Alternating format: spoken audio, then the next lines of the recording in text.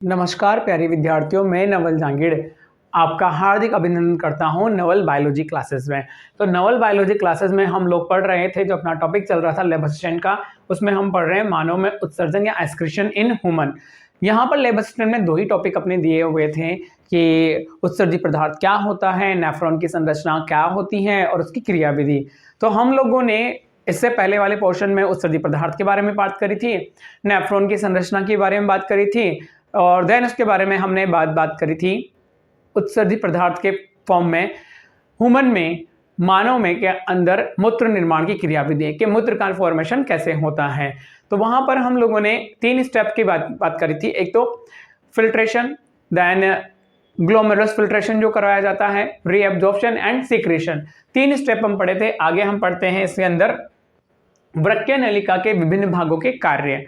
तो हमने वृक्क में बात करी थी। एक तो था हमारे पास में मेलपिगी काय, दूसरा था पीसीटी, फिर तीसरा था हेनले लूप, फिर था डीसीटी और फिर था कलेक्टिंग डक्ट।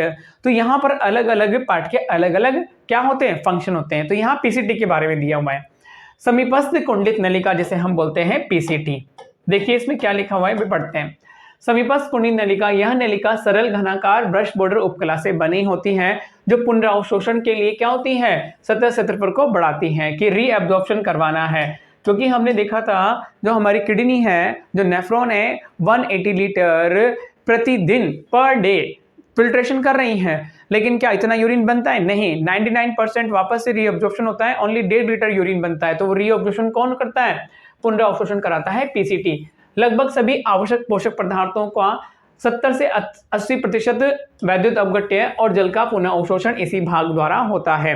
समीपस्थ संवलित नलिका शारीरिक तरलों की पीएच तथा आयनीय संतुलन को इससे बनाए रखने के लिए H+ और अमोनियम आयन को निस्यंदन से स्रवण और बाइकार्बोनेट का पुनरावशोषण करती है। याद रखना, हमने पढ़ा था H+ आयन एंड पोटेशियम को तो कहाँ डाल दिया जाता है, वापस अंदर डाल दिया जाता है।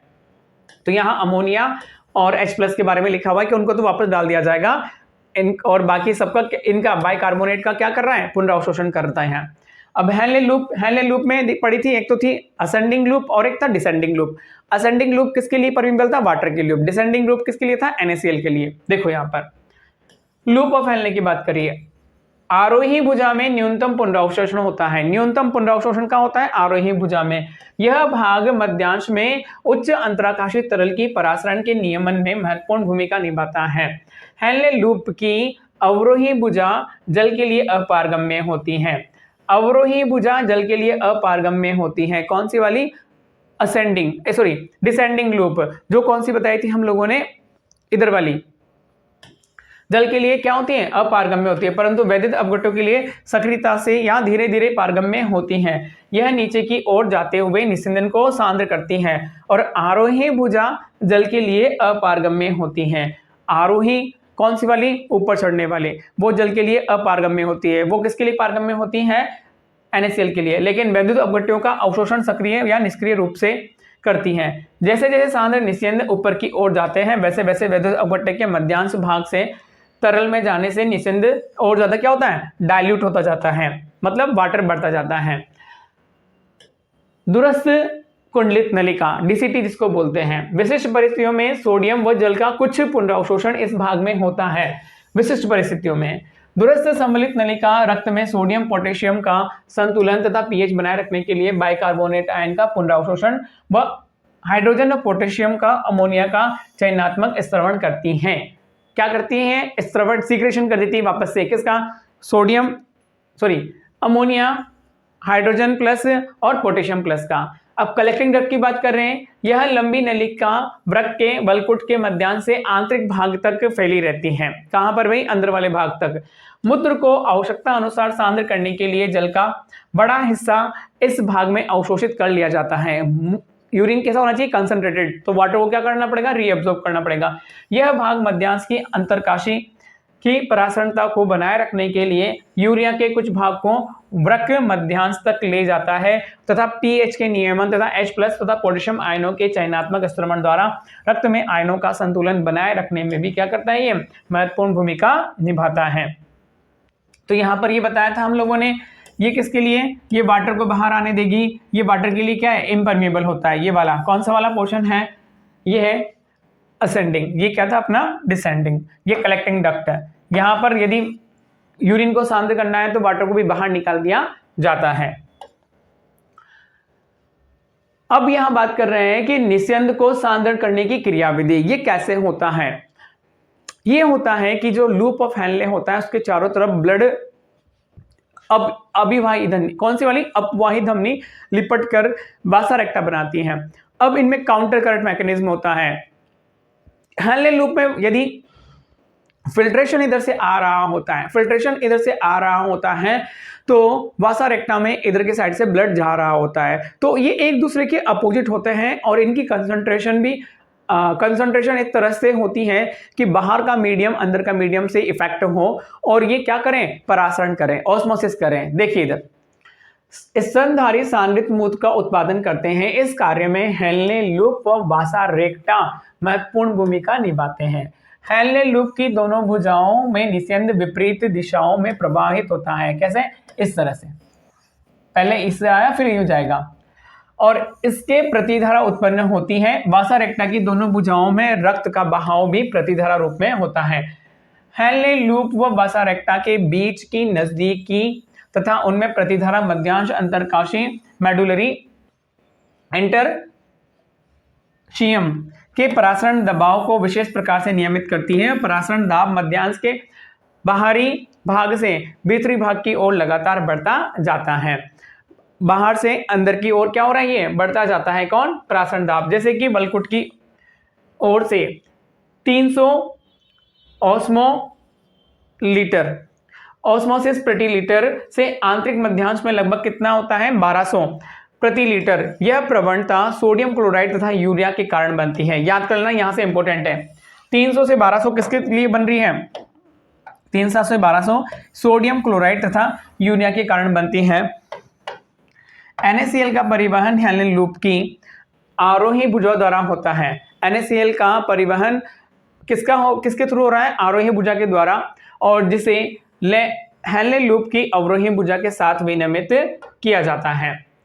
सोडियम क्लोराइड व अंतराकाश को वासा रेक्टा की आरोही भुजा द्वारा लौटा दिया जाता है। इस प्रकार यूरिया की कुछ मात्रा हेनले लूप के पतले आरोही भाग में विसरण द्वारा प्रविष्ट होती है, जो कि संग्रह नलिका द्वारा अंतराकाशी को पुनः लौटा दी जाती है। ऊपर वर्णित पदार्थों का परिवहन हेनले लूप तथा वासा रेक्टा की विशेष व्यवस्था द्वारा सुगम बनाया जाता है, जिसे प्रतिधारा क्रियाविधि या काउंटर करंट मैकेनिज्म कहते हैं। यह क्रियाविधि मध्यांश के अंतराकाशी की प्रवणता को बनाए रखती है और इस प्रकार की अंतराकाशी प्रवणता संग्रह नलिका द्वारा जल के सहज अवशोषण में योगदान करती है और निस्यंदन को सांद्रण करती है। हमारे वृक्क की प्रारंभिक निस्यंदन की अपेक्षा लगभग 4 गुना अधिक सांद्र मूत्र उत्सर्जित करते हैं। यह निश्चित ही जल के ह्रास को रोकने के लिए मुख्य क्रियाविधि है। देखो किस तरह से होता है, डायग्राम दिया हुआ है यहाँ पे। देखिए यहाँ पर काउंटर करंट मैकेनिज्म, ये कौन सी आर्टरीज है हमारी, इफरेंट आर्टरीज, और ये कौन सी है, एफरेंट आर्टरीज, जो ब्लड को लेकर आती है और ये ब्लड को लेकर जाती है। तो ये तो है हमारा लूप ऑफ हेनले और ये वासा रेक्टा है। ये क्या है, वासा रेक्टा। तो यहाँ पर इसमें ये आ रहा है फिल्ट्रेशन, फिल्ट्रेशन यहाँ आ रहा है। यहाँ पर कितनी है, 300 हमारी क्या है, ऑस्मोसिस ऑस्मोलरिटी है, और यहाँ पर कितना है, 1200। तो ऑस्मोलरिटी क्या होती है, बढ़ जाती है नीचे से, मेडुलेंस भाग में नीचे क्या हो रही है, बढ़ रही है। तो यहाँ पर जब ये आया फिल्ट्रेशन, तो यहाँ 300 थी, यहाँ 400 थी, यहाँ 600 थी, और यहाँ पर क्या हो गई, 1000 या 1200। तो इस कंडीशन में ये कंसंट्रेशन कब बढ़ेगी, जब इसमें से वाटर निकलेगा। तो यहाँ पर वाटर निकलता रहता है, क्या होता है, वाटर निकलता रहता है। अब वापस से इसकी कंसंट्रेशन को कम करना है तो वाटर को नहीं निकालेंगे, इससे क्या निकलता है, सोडियम आयंस निकलते रहते हैं। NaCl वापस से बाहर निकलेंगे तो इसकी कंसंट्रेशन क्या हो जाएगी, कम हो जाएगी। अगेन यहाँ पर डीसीटी की बात करते हैं, तो कंसंट्रेशन बढ़ानी है तो वाटर को फिर निकाल लिया जाता है। किसको निकाल लिया जाता है, वाटर को। तो ये तो किसकी बात हुई है हमारे पास में, loop of Henle, PCT and DCT. इसके चारों तरफ होता है क्या, वासा रेक्टा। अब वासा रेक्टा में ब्लड किस तरह से आता है, देखिए ब्लड यहाँ पर, ये कौन सी थी, इफरेंट आर्टरी, इफरेंट आर्टरीज यहाँ से कनेक्ट हो रही थी, तो ब्लड यहाँ पर आ रहा था। तो ये तो जा रहा था ऊपर और यहाँ आ रहा था ब्लड। अब इस ब्लड में धीरे धीरे हमें क्या करना है, कंसंट्रेशन बढ़ानी है। तो कंसंट्रेशन कैसे बढ़ेगी, इस ब्लड के अंदर कंसंट्रेशन बढ़ाने के लिए जो NaCl है वो अंदर आएंगे। NaCl अंदर आते रहेंगे आते रहेंगे आते रहेंगे और थोड़ा बहुत वाटर बाहर जाता रहेगा। तो वाटर जब बाहर जाता रहेगा और NaCl अंदर आता रहेगा, धीरे धीरे कंसंट्रेशन क्या हो जाएगी, 1200 के आसपास पहुंच जाएगी। अब कंसंट्रेशन को और कम करना है तो इससे NaCl को क्या करना पड़ेगा, बाहर निकालना पड़ेगा। तो NaCl बाहर निकल जाएंगे, किस में से, इस ब्लड में से। तो यहाँ पर सोडियम क्लोराइड और वाटर ये दोनों क्या कर रहे हैं, इसको मेंटेन कर रहे हैं। किसको मेंटेन कर रहे हैं, यहाँ पर यूरिन फॉर्मेशन के प्रोसेस को। यहाँ पर भी यही दिया हुआ है इस स्टेप में, किसके बारे में, काउंटर करंट मैकेनिज्म के बारे में, जो हमने पढ़ा है वैसा ही है। अब आगे पढ़ते हैं, वृक्क क्रियाओं का नियमन कौन करता है, ब्रेन की बात कर रहे हैं यहाँ पर। वृक्क की क्रियाविधि का नियंत्रण या नियमन हाइपोथैलेमस के हार्मोन की पुनर्भरण क्रियाविधि जैसे कि JGA या ग्लोमेरुलस फिल्ट्रेशन वह कुछ सीमा तक हृदय द्वारा होता है। कैसे होता है, देखिए इधर, शरीर में उपस्थित परासरण ग्राहियां रक्त आयतन या शरीर तरल आयतन या आयतनी सांद्रण में बदलाव द्वारा सक्रिय हो जाते हैं।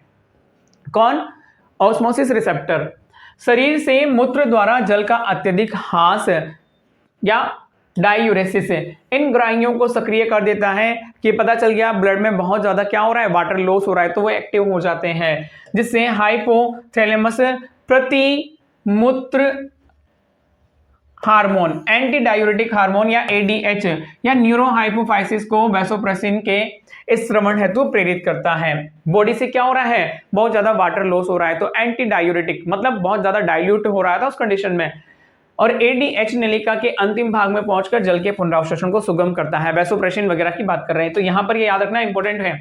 कौन कौन सा, ADH एंटी डायूरेटिक हार्मोन और न्यूरोहाइपोफाइसिस को वैसोप्रेसिन के स्रवण को प्रेरित करता है, जिससे ये क्या करेंगे, कंट्रोल करेंगे किसको, रीअब्जॉर्प्शन ऑफ वाटर को, और मूत्र को रोकता है, मूत्र की जो तरलता है उसको रोकता है। शरीर तरल से आयतनों में वृद्धि परासरण ग्राहियों को निष्क्रिय कर देती है और पुनर्भरण को पूरा करने के लिए ADH का स्रवण वापस से रोक दिया जाता है। ADH वृक्क के कार्यों को रक्त वाहिनियों पर संकुचन प्रभाव द्वारा भी प्रभावित करता है। इससे रक्त दबाव बढ़ जाता है और रक्त दाब बढ़ जाने से गुच्छ प्रवाह बढ़ जाता है और इससे GFR ग्लोमेरुलस फिल्ट्रेशन रेट क्या होगी, बढ़ जाती हैं। JGA की जटिल नियमनकारी भूमिका होती है। कैसे होती है, गुच्छे रक्त प्रवाह या गुच्छे रक्त GFR में गिरावट होने से। GFR में गिरावट कब होगी, जब ब्लड के अंदर जो फ्लो है वो कम हो जाएगा। JG कोशिकाएं सक्रिय होकर रेनिन को मुक्त करती हैं और रेनिन रक्त में उपस्थित एंजियोटेंसिनोजन को एंजियोटेंसिन 1 में बदलता है और बाद में एंजियोटेंसिन द्वितीय में बदल जाता है। ये याद रखना, रेनिन एंजाइम क्या होता है, वो एक्टिव होता है और रक्त में उपस्थित एंजियोटेंसिन को एंजियोटेंसिन 1 बाद में सेकंड में बदल देती है और एंजियोटेंसिन द्वितीय एक प्रभावकारी वाहिका संकीर्णन वैसोकॉन्स्ट्रिक्टर जो गुच्छकीय रुधिर दाब तथा GFR को बढ़ा देता है। जो प्रेशर है उसको बढ़ा देगा और GFR को बढ़ा देगा, बहुत फास्ट होगा। और एंजियोटेंसिन द्वितीय अधिवृक्क वल्कुट को एल्डोस्टेरोन हार्मोन के स्रवण के लिए प्रेरित करता है। याद रखना, एंजियोटेंसिन सेकंड किसके, एड्रिनल वल्कुट के एल्डोस्टेरोन हार्मोन के स्रवण को प्रेरित करता है। एल्डोस्टेरोन के कारण नलिका के दूरस्थ भाग में सोडियम तथा जल का पुनरावशोषण हो जाता है और इससे भी रक्त का दाब और GFR में क्या होगी, वृद्धि हो जाएगी, क्योंकि सोडियम वगैरह आएंगे ना तो ये वाटर को क्या करेंगे, एब्जॉर्ब करेंगे। यह जटिल क्रियाविधि रेनिन एंजियोटेंशन क्रियाविधि के नाम से जानी जाती है। रास मैकेनिज्म इसको बोला जाता है। हृदय की आलिंदों में भी अधिक रुधिर के बहाव से आलिंद नेट्रियोरेटिक कारक ANF स्रावित होता है। ANF से वाहिका विस्फरण रक्त वाहिकाओं का विस्फरण करता है, जिससे रक्त दाब कम हो जाता है और इस प्रकार ANF क्रियाविधि रेनिन एंजियोटेंसिन क्रियाविधि पर भी नियंत्रक का काम करता है। यहां पर ये मैचुरेशन का प्रोसेस है कि भाई हमारी बॉडी यूरिन को कैसे रिलीज करती है, किस पर, गॉल ब्लैडर पे काम करते हुए। मूत्रण मैचुरेशन, वृक्क द्वारा निर्मित मूत्र अंत में मूत्राशय में जाता है, यूरिनरी ब्लैडर में, और केंद्रीय तंत्रिका तंत्र द्वारा ऐच्छिक संकेत दिए जाने पर संग्रहित रहता है। मूत्राशय में मूत्र भर जाने पर उसके फैलने के फलस्वरूप संकेत उत्पन्न होता है और मूत्राशय भित्ति से इन आवेगों को केंद्रीय तंत्रिका तंत्र तक भेजा जाता है। केंद्रीय तंत्रिका तंत्र से मूत्राशय की चिकनी पेशियों, याद रखना यहाँ पर कौन सी पेशियां हैं, चिकनी पेशियों में संकुचन से मूत्राशय अवरोधनी शिथिलन हेतु प्रेरक संवेदन हो जाती है, जिससे मूत्र का उत्सर्जन होता है और मूत्रसर्जन की क्रियाविधि मूत्रण कहलाती है, और इससे संपन्न होने वाली तंत्रिका क्रियाविधि मूत्रण प्रतिवर्त क्रिया कहलाती है। यहाँ याद रखना कौन सी पेशियां, चिकनी पेशियां हैं। एक वयस्क मनुष्य प्रतिदिन औसतन 1 से 1.5 लीटर मूत्रण उत्सर्जित करता है, और मूत्र एक विशेष गंध युक्त जलीय तरल है जो रंग में हल्का पीला तथा थोड़ा अम्लीय है। पीएच कितनी है, 6। औसतन प्रतिदिन 25 से 30 ग्राम यूरिया का उत्सर्जन होता है। विभिन्न अवस्थाएं मूत्र की विशेषताओं को प्रभावित करती हैं। मूत्र का विश्लेषण वृक्क की इकाई, कई उपापचयी विकारों व उनके ठीक से कार्य न करने की कुछ संक्रियाएं जैसे कि निदान में भी मदद करता है। उदाहरण के लिए मूत्रण में ग्लूकोज की उपस्थिति, ग्लाइकोसूरिया तथा कीटोन काय की उपस्थिति, कीटोन यूरिया या मधुमेह डायबिटीज के लक्षण होते हैं। तो यहां तक हम लोगों ने क्या पढ़ा, NCERT to the point, counter current mechanism पढ़ा, देन उसके बाद में रास मैकेनिज्म पढ़ा, और यहाँ पर मूत्रण पढ़ा कि मैचुरेशन कैसे होता है न्यूरल कंट्रोल के थ्रू। तो यहाँ तक ये टॉपिक था जो कंप्लीट हुआ, टू द पॉइंट एनसीईआरटी। बस हम गो थ्रू हो रहे हैं, जो मैंने बताए थे पॉइंट वहाँ से क्वेश्चन आने के चांसेस होंगे। मैंने बता दिया हाईलाइट करते हुए कि यहाँ से क्वेश्चन बन सकते हैं, तो उनको आप एक बार डिटेल में ढंग से देख लेना, उनको थोड़ा सा पॉज करके समझकर वहाँ पर कॉन्सेंट्रेट करना है। जो भी डाउट हो आप मुझे कमेंट करके बता सकते हैं। Thank you so much.